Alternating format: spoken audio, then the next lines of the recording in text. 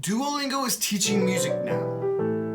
Well, Duolingo is doing what it calls teaching music now. Maybe I'm being a little bit hard on it, but Duo's new program has some really rough parts. It has some good parts too, but it has one glaring issue that undermines all of it. Let's go read it.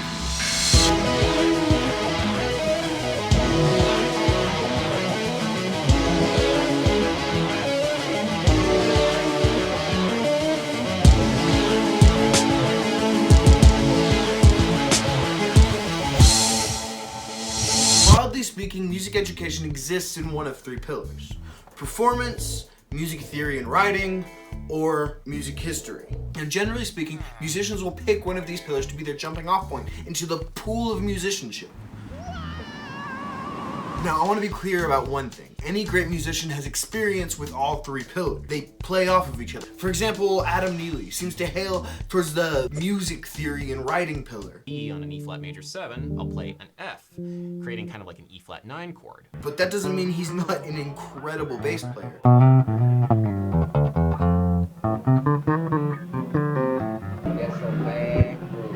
And that doesn't mean he doesn't have a very good understanding of the history. There's this concentrated push in 1960s Cold War America. Because they all play off of each other. Now, a good music education software should be able to siphon students to whichever pillar interests them the most and help them on their climb up it so that they can jump off into a pool of musicianship with the rest of us. And honestly, any given music education program doesn't even need to have all three pillars. It just needs to have a really solid foundation of one of them. Duolingo does none of them.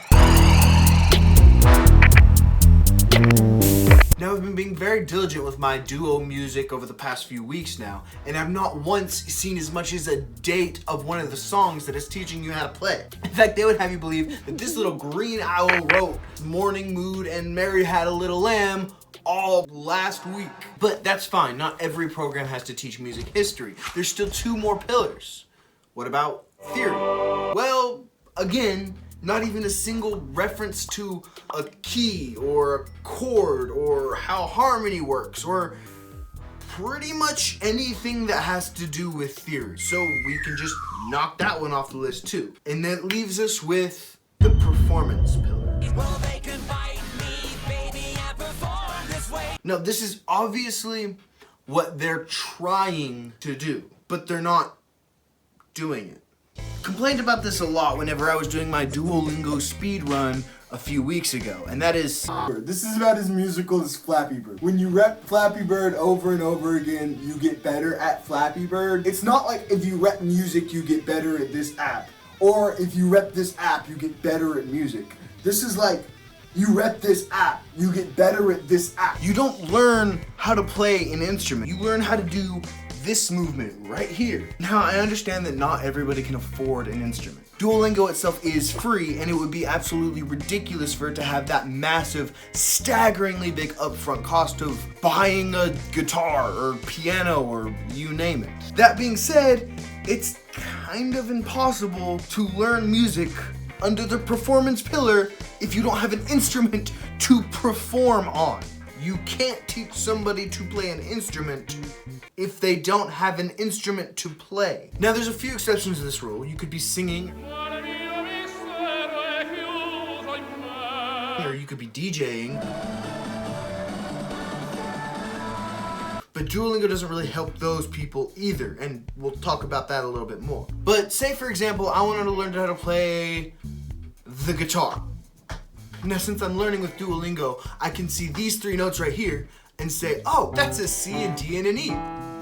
But that doesn't help me at all if I don't know what a C, a D, and an E are on the guitar. If you're going to learn to read music, it doesn't help you unless you're learning to read music and translate it to the instrument that you want to be playing. But Titus, I hear you say, ever so dramatically, what about keyboard instruments? Well, I suppose, yeah, technically you could use the skills you learn on Duolingo to pick out notes on a keyboard, but the problem is you would have to learn everything twice. You would have to learn the song on your little tippy-tappy screen, get that muscle memory under your fingers, and pick it out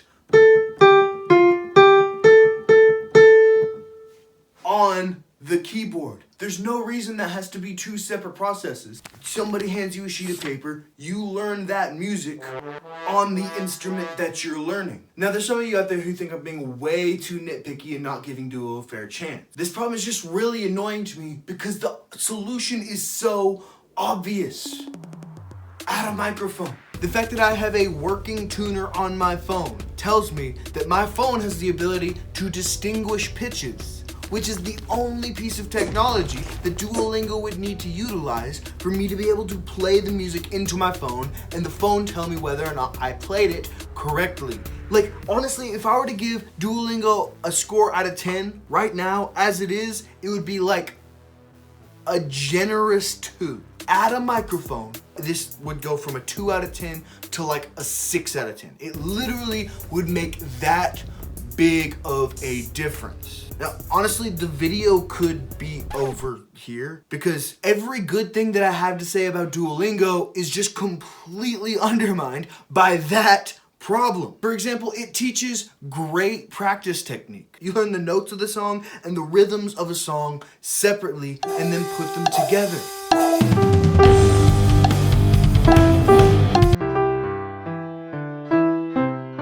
That's a great way to break it down to its simplest parts and learn a piece of music. It finds the parts that you struggle with and makes you practice them over and over again, starting slow and slowly getting faster. That is an excellent way to practice and to learn how to play music. But of course, that doesn't help at all if the instrument you're learning is your tippy-tappy phone. Another thing that I sort of like is just the way that Duolingo goes about teaching you anything. That it seldom ever actually teaches you anything. It just throws you in a situation and hopes you can figure it out by context clues. For instance, where I've been learning Spanish, if it were to give me a sentence like, yo no quiero queso, I might not know what the word quiero means, but I know yo is I, no is don't, and queso is cheese. There's only a few possible options that quiero could mean. It could be have, it could be want, it could be, I don't know, smell. The point is, I can look at the context of what this word quiero is, and then I have to think critically about what this word could possibly mean. And that is a great way to learn things like languages. In fact, that's what babies do. They hear a person say, yo no quiero queso, and then they see a person not getting cheese, and they reason out that yo no quiero queso must mean I don't want cheese. Okay, that's a silly example, but you get what I'm saying, right? See, this method works like a dream for learning languages. And as many people say, music is basically just a language.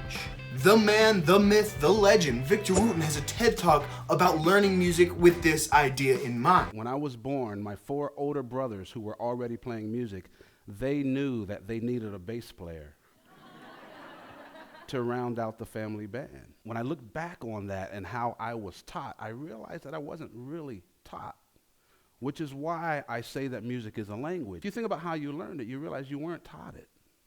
People just spoke to you. From a young age, he learned to play music, not by somebody teaching him music, but by him being around music and being forced to think critically and engage with that music. It is 100% a legitimate way to learn music, and I think it's probably better than like music school. However, Duolingo isn't teaching you how to play music. It's teaching you how to read music. And now we're playing a whole new ball game. See, there's a lot of things in music that we do for good reason that don't really make a lot of logical sense. For an extreme example, take the major scale. I mean, you can call this C, D, E, F, G, A, B, and C. You can call this 1, 2, 3, 4, 5, 6, 7, and 8. You can call this Do, Re, Mi, Fa, Sol, La, Ti, and Do. You can call this the tonic, the supertonic, the mediant, the subdominant, the dominant, the subtonic, the leading tone, and the tonic, right? And all of these things do have legitimate reasons why you would call it that, but that's not very intuitive.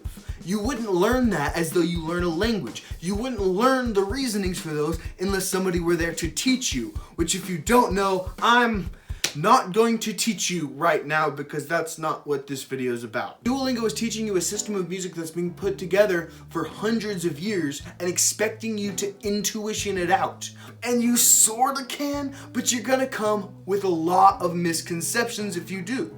I know because I had a lot of misconceptions when I first learned music. It wasn't through Duolingo, it was actually through my high school band. 2, 3, 4. They never once taught me what a key was. They just sort of said, this is a key signature. So I just naturally assumed that every composer ever was just making up their own key signatures and applying it to that song.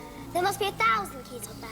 Which I know now is horribly wrong. Thing is, you can't logic out some of this stuff. And Duolingo won't teach you some of this stuff. You're gonna end up with a lot of weird, silly misconceptions that are really easily avoidable. The more I think about it, the more I realize that Duolingo isn't educational. It's just a program designed to entertain children while their parents think that it's educational. It doesn't teach you music history. It doesn't teach you music theory. It doesn't teach you how to play an instrument. It doesn't teach you how to sing. It doesn't teach you how to, I don't know, DJ. Learning standard notation is pretty much a completely useless skill if you're just gonna be scratching records and hitting buttons. But that is one thing that it does pretty well. Duolingo does a pretty good job of slowly breaking down the staff one note at a time. You start off by learning like 2 notes, and then you play a song that only uses those 2 notes. And then you learn one more note, and you play a song that only uses those 3 notes. So on, so forth, for 69 lessons. Nice. Alright, so I've spent like a long time babbling off about what is essentially just one really big issue, and so I'm gonna end this video by rattling off of my absolute laundry list of little nitpicks. This entrainment exercise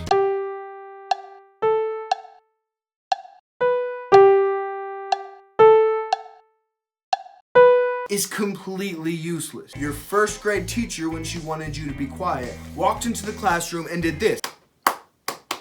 And you did this. You didn't have to have any notation at all to do that. You didn't have to have any musical training to do that. That is called entrainment, and it is hardwired into every human's brain. Second of all, this exercise that tells you to drag a note that lasts 2 beats. It's completely useless. It doesn't teach you anything. You drag one line to another line. That's nothing. You didn't do anything. It has this exercise where it gives you a list of notes and tells you to order them from lowest to highest. This not only doesn't teach you anything, it actively hurts you. As I've already mentioned, it doesn't teach you any music theory, so you don't actually know what an octave is going into this. You just assume that B is always higher than C. But it's not. B could be lower, it could be higher. It depends on which B we're talking about. And it doesn't really differentiate them. Well, it kinda does, but instead of using the system that we've been using to differentiate B in one octave versus B in the other by putting the number of the octave right after the note, nope, it doesn't do that. It just makes its own system where you have low notes, regular notes, and high notes. Okay, so like if I were to say play a high D, that's gonna be a completely different D for a trombone player as it is for a guitar player, as it is for a piccolo player. In fact, a high D for a trombone player might be a low D for a piccolo player. Now on top of all of that, sometimes when you finally get the muscle memory of pressing the buttons, sometimes they just don't press. I hit the button! Sometimes you push D and D doesn't play and then it counts it as wrong. There's nothing more frustrating in the world than when you've been playing music for like 15 years and then your phone tells you you don't know how to play Mary Had a Little Lamb just because the button didn't press.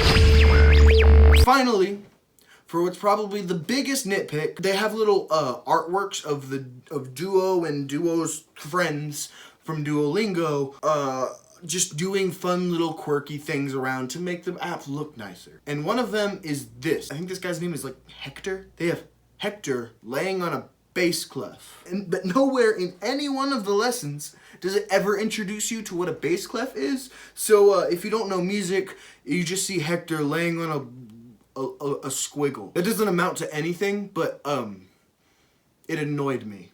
Anyway, I hope this video was helpful. If nothing else, it helped me get all of these weeks of frustration off my chest. Hopefully it helped you. Let me know if it did in the comments. The question though was, should you learn music using Duolingo? No.